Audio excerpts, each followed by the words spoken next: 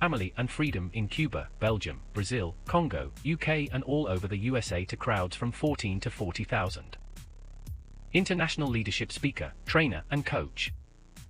Author of Learn to Raw Leadership, Attitude Hack, Live a More Excellent Life, 5 Battle Strategies of a Victorious Warrior. 2021 President's Lifetime Achievement Award recipient. Founding partner of the John Maxwell team. Toastmaster International Speech Competition semi-finalist. Founder of Tell It Like It Is TV, ThatGuyRocks.com and ThatGuySpeaks.com. Creator of Story Power TV, Transforming Grace TV, and Leading Leaders Podcast. Producer of 4 TV programs and podcasts for Liftable TV and World Trumpet Television as well as multiple social media channels. Please help me welcome J. Loren Norris.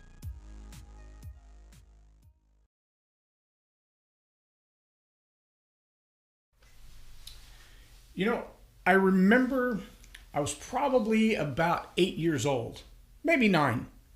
And I was playing baseball for what we called the Bad News Bears. It was the Golden Bears. It was before Larry Blacks took over. Tommy Wilson will remember this story, but we were up in the stands. It was the same day that I caught a pop foul over the top of my glove, and it hit me right on the bridge of my nose. That was during the warm-ups, and I quit. I went to the stands to sit up in the stands, and this old man next to me started telling me a story. And I know what he was trying to do. He was trying to encourage me. But I was a smart aleck.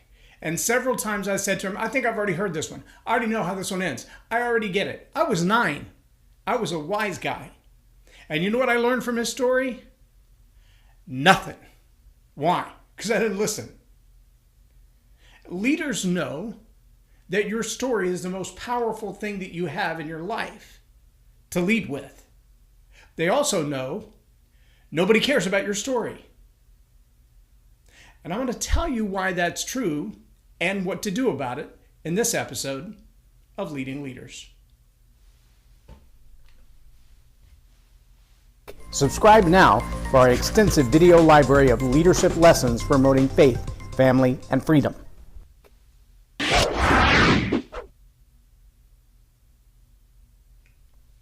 I'm J. Loren Norris with Leading Leaders Podcasts. And I can tell you, because I've experienced it from both sides, there are a whole lot of people who like to tell stories that, frankly, no one cares to hear. No one cares about the details. No one cares about the event. No one cares about the incident. Nobody cares about the outcome. Because the story, frankly, is boring. And the only thing worse than a boring story is a boring storyteller. And if you've ever encountered a leader who fancies themselves a storyteller, but the way that they tell stories is, well, boring, it doesn't matter what story they're telling. They could be reading from the greatest history books in the world, or they could be iterating to you a story told by Mark Twain, and then suddenly you're thinking, I thought this was a better story. Now, you know as well as I do, there are also those who are phenomenal storytellers who could tell you about the garbage man picking up the trash from the curb and have you in stitches or in tears, or wanting to run out and buy the nearest book about the garbage man picking up garbage from the curb, because they have this way of telling a story that is so fascinating that once they get you on the hook, you just can't get off. You're like a fish in the lake with the juiciest piece of beef jerky on the hook. You're hooked. But story isn't really about entertainment, is it? Is it about entertainment or is it about education? Maybe it's both. Maybe it's all of the above. And maybe the more entertaining it is, the more power it has to be educational. That's what I believe to be true, and that's what my experience has shown me in being about 45 years worth of storytelling under my belt. But I can also tell you, with everything that I learn and study about story and the psychology of story and the different ways to tell a story and the different things that are important in a story and the psychology of triggering people and persuading people and convincing people, there's a whole lot more that goes into storytelling than being able to spin a yarn. In fact, there are a lot of people who can spin a yarn. And when I say spin a yarn, I don't just mean keep the conversation going and add to it and weave the story in and out. Many people who spin a yarn, they're making up about 80% of what they're saying. They're creating an incident or a story out of thin air. There's another way to say that, fabricating a story. Maybe you've heard the old synonym for lying called a fib. A fib is a fabricated story. It's made up. There's no real in it. There's nothing true about it. It sounded good at the time. It was entertaining at the time. It brought out the emotions. It made people laugh and it made people cry, but it never really happened. There's another word for that. It's called fiction. There are some great fiction books out there. There's some great fiction books, in fact, that the fiction does a greater job of explaining a truth than telling the truth could. Because the truth itself is maybe a little hard to get your arms around. A great example of that would be Frank Peretti. Some of the fictional novels that he's written about spiritual warfare, meaning that world that we can't see. I mean, are there angels and demons? And if there are, then what do they do? And if they really exist and it's a battle, a cosmic battle between good and evil, then what might that be like? How would they sound when they encounter each other? What would they look like when they war against each other? And Frank Peretti, in This Present Darkness and Piercing the Darkness, did a phenomenal job of fictionalizing a reality that many people perceive as reality and live their lives according to. And for people who've never pondered the idea that there might be these spiritual clashes going on in a world we can't see, reading this truly fictional account brings them into a place to go, okay, I can perceive that as real, although I've never been there. I can't actually touch it. I can't prove it. There's no videos of angels and demons warring in the way they're described in that book. But the fictional story is so well told that it brings about something new.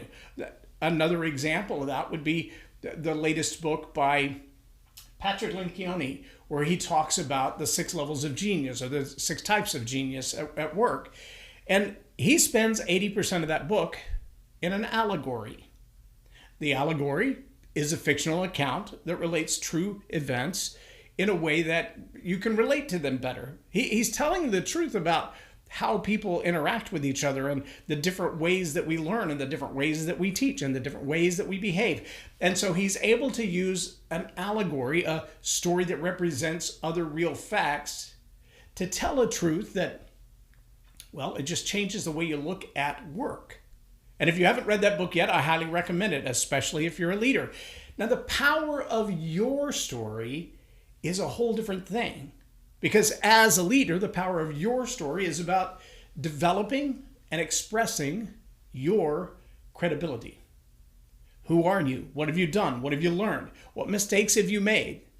And maybe you've seen the little chart that says you try and you fail, and you try and you fail, and you try and you fail, and you try and you fail. And you got to line through every time it says fail and write learn. You try and you learn, and you try and you learn, and you try and you learn, and success is at the bottom of that. For many people, though, it's try, fail, try, fail, try, fail, try, fail, because they didn't learn from the failure. In fact, if you stack that up against another side with success still at the bottom, and you try, do, fail/learn, and you learn, and you go right back to try, do, it only takes a couple of times to go through there if you're learning from your own mistakes, if you're learning from your own failure. But remember, smart people learn from their own mistakes, and wise people learn from the mistakes of others. That's why I have such a vast library. I've made plenty of mistakes on my own. Trust me, they're well documented. But I prefer to learn from other people's mistakes. I don't want to make the same mistakes they made. I don't want to do the same thing. And that's where your story as a leader becomes so powerful. But it's not just powerful for those that you lead. When you tell them the story and you say, well, I tried that before and here's the outcome that I got. Maybe what you need is a little more brainstorming before you try the same thing that I tried. Let's talk it through a little bit. Let's throw a little more experiential opportunity in there. Let's add a little bit of flavor that doesn't look and feel just like that. Let's see if we come up with something better. Maybe that's what you need. Maybe what you need is to know that there's at least 3 factors in this plan of yours that are variables. And if you tweak each of them a little bit, you could have an entirely different outcome. because I did it just like that. All three of those variables were exactly the same as what you've got planned. Maybe we can just a little adjustment, we can make it better. Maybe collaborating with dozens of people, multitudes of counselors. There's a lot of wisdom in that. But see, your story about your trying and your doing and your fail/learning, that's what mentorship is all about. A leader who can look back on their mistakes and say, well, here's what I did, and here's how that went wrong. Don't do what I did, but maybe if I were to do it again, I'd try it like this. Or I did it like that, and then I did it like that, and then I did it like that, but when I did it like this, it worked. Don't do it like this. That didn't work. Don't do it like this. That didn't work. But do it like this because that worked. That really is the path of mentorship. The mentor is the one who's already walked through the minefield and says, follow my footsteps. Don't follow the footsteps that go step, step, step, step, boom. Follow the steps that got all the way across the minefield. Don't do what everyone else is doing that's leading to their demise. Do what's being done by those who are successful. If you don't know where you're going, ask somebody who's already been there. The power of the leader's story is the ability to demonstrate that I've been down this path before. I've got some advice, I've got some ideas that would probably change your outcome without you having to learn from the same mistakes that taught me.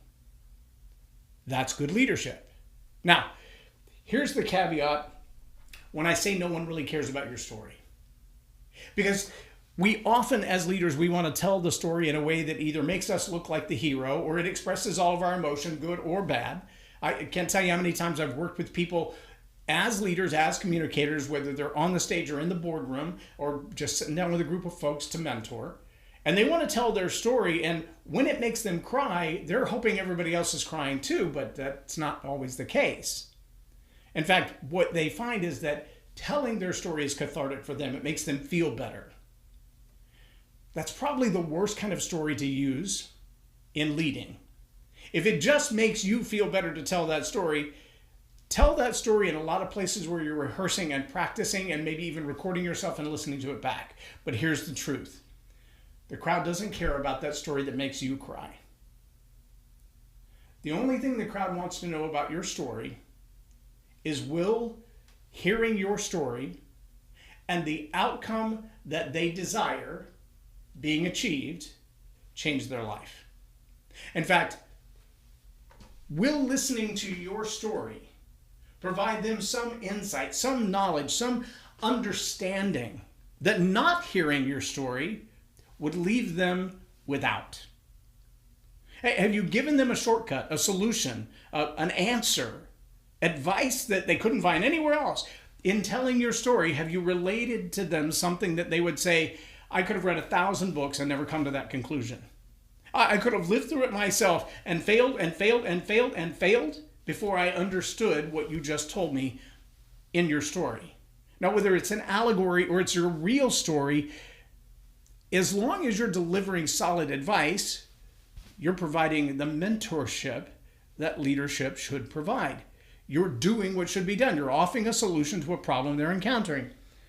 The real challenge for leaders is when they decide to tell a story that makes them feel better and it has no relevance to the audience they're speaking to.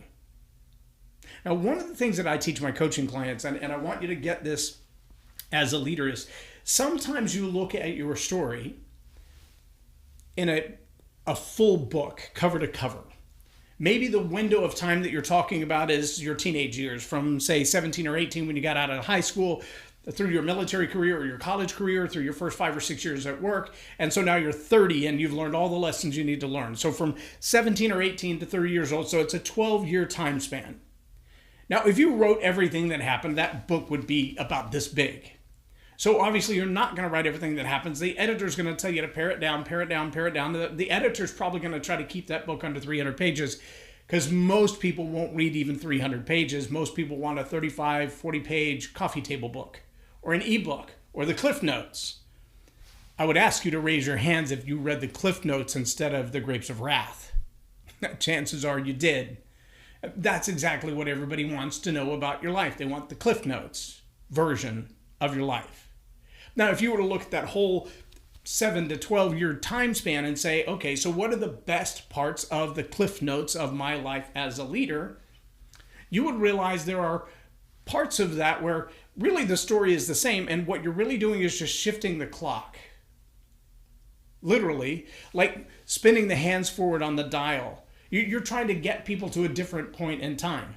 And the reality is, as you consider the audience that you're speaking to, again, I don't care if it's a big stage and there's thousands of people in the audience, or you're mentoring 5 or 6 people.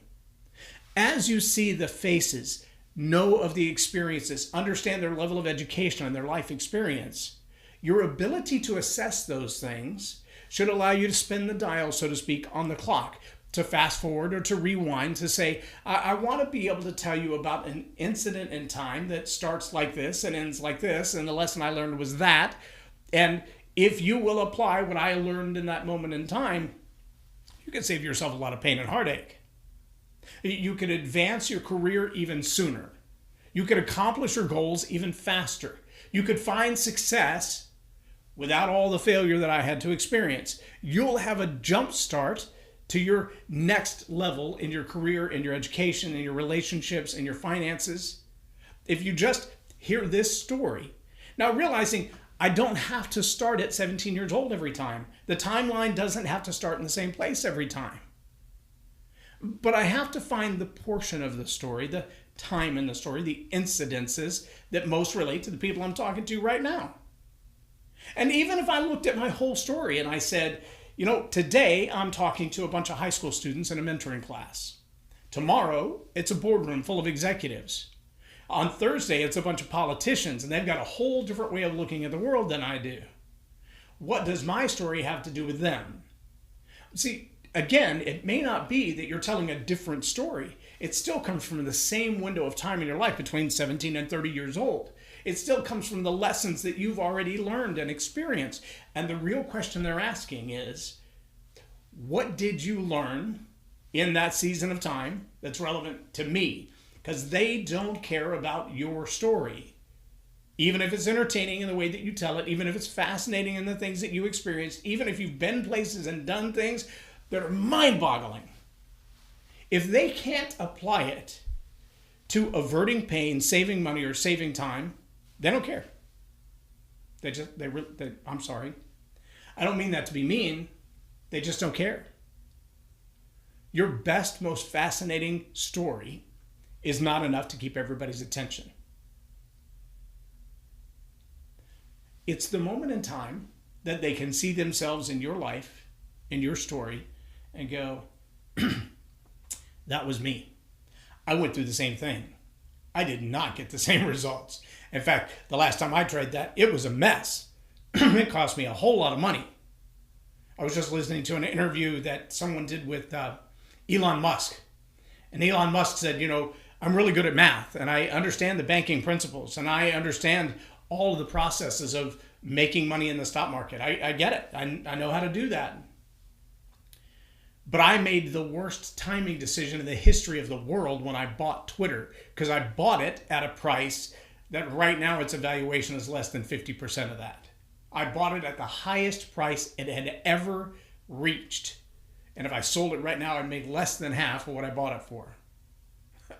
Well, hello awareness. That's a, $25 billion uh-oh? That's a big deal. That's a really big deal. The question you would have to ask yourself is, now that you know that story is true, you might ask him, what prompted you to buy it when you did? Did you really lose $25 million? Have you, $billion, not million, $1 billion. Have you really lost $25 billion? And how would you avoid doing that in the future? If you had to do it again, what would that look like? What would your strategy be? How could I, if I had $50 billion laying around to buy a company, if I had that money laying around to buy a company and I wanted to buy it, how could I avoid making the same mistake you made? What were the pitfalls? What were the wrong decisions? Who were the negotiators? How did you mess that up? You understand banking and money. How did you mess that up? See, I don't care about the story unless I see how that story can help me. Save me money, save me time, save me pain. Then I want to know. I want to know where you messed up. I want to know where you did it right. I want to know what the win was and what the losses were. I mean, That's why we ask for mentors. That's why we want leaders in our life. That's why those of us who pay coaches and pay mentors to be a part of our life, we expend our income for the purpose of improving ourselves. We're looking for people who can heighten our own awarenesses, who can look at us and go, hang on, I know you think you understand this part, but I'm sad to tell you you're wrong. The leaders who are in the most trouble are the ones who are unwilling to admit there's something they don't know, or to presume they already have it. One of the most common, I don't want to say arguments, but it really is. It's an anti-buying signal. I'm not sure I need to hire you. But one of the most common that I hear is, I'm so good spontaneously that I really don't want you to train me to memorize my scripts in such a way that I lose that spontaneity. I don't need to be prepared to that level because I'm so good naturally. I hear that on a regular basis. And I would say for a long time I held that same belief because, believe it or not, I'm actually a pretty good naturally gifted communicator. So says the history that I've been speaking in front of crowds since I was 7 years old. I don't have any issue getting up in front of a crowd and talking and making up a story or telling a story or crafting a story or telling a true story in a new way. I've got no issue doing that. Then why in the world have I spent tens of thousands of dollars to study under people like Pete Vargas or John Maxwell or John Bevere? The list goes on and on. I have paid Grant Baldwin and others to get better at what I do. I study great communicators because I know I have a natural gift in it, but I need to convert that gift. Preparation, research, study, awareness converts that gift to a skill. It's not just a talent anymore, it's now a skill set. You have to have a natural gift for whatever it is that you do anyway, whether it's athleticism or it's relationships or it's speaking or writing code or digital work. You've got to have a natural bent, a natural talent toward it.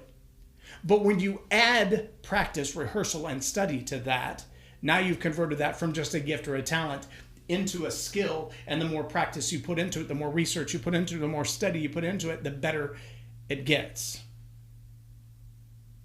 If you are a gifted communicator, if you've lived a life where your story is so powerful and life-changing for other people that telling your story will save them time, save them money, or avert pain for them, then take the time to enhance the gift, the talent, and the story to a level of skill that changes other people's lives. Not telling it for your own entertainment, not telling it just to be entertaining, but telling it because the story you have to tell will save them time, save them money, avert pain, and make their life better. If you'll take the time to do that, you'll understand why your story is the most powerful tool that you have as a leader. You'll also understand why nobody cares about your story. They only care about the results they're going to get after they listen to and apply your story. Trust me when I say everything you've ever invested in for your business rests behind the skill to translate your learning experiences into somebody else's benefit. Everything you've learned, everything you've invested in will come to them through your story. But that story may also change your own life. There are going to be times that you're going to be telling that story to somebody else and have an aha moment of your own and go, I didn't realize until I said that to you what I learned on that journey. That's why you want to rehearse that story and practice that story and master that skill before you share it with a crowd. That's my story, and I'm sticking to it. I'm Loren Norris with Leading Leaders Podcast for Tell It Like It Is TV. Have a blessed day.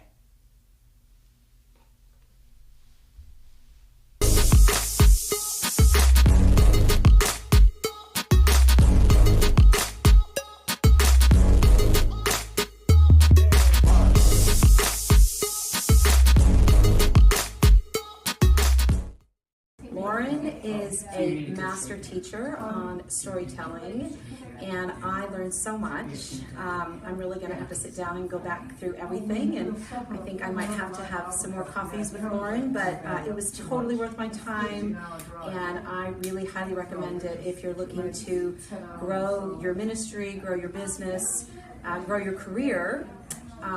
Loren will serve you well.